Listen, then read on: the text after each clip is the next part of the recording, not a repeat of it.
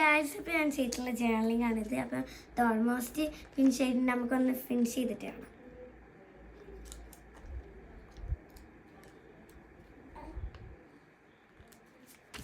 അപ്പോൾ ഗൈസ്, എൻ്റെ journaling finish ആയിട്ടുണ്ട്. അപ്പോൾ ഇതാണ് ഇനി മുതൽ ഞാൻ ഇങ്ങനത്തെ വീഡിയോസൊക്കെ ഇടാം.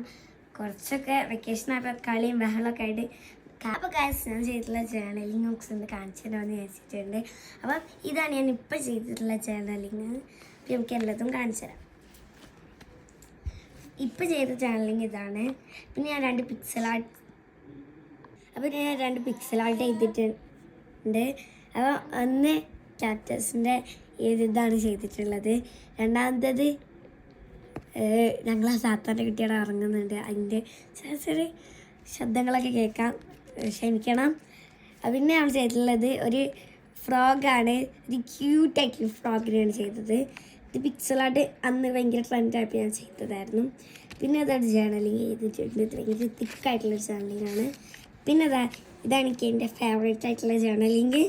ഇതും പിന്നെ ഇതാണ് ഞാൻ ആദ്യമായിട്ട് ചെയ്തിട്ടുള്ള ജേർണലിങ്. ഇത് കിട്ടിയപ്പം ഇതിലേതാ ഇഷ്ടപ്പെട്ടത് നിങ്ങൾ കമൻറ്റ് ചെയ്യുക.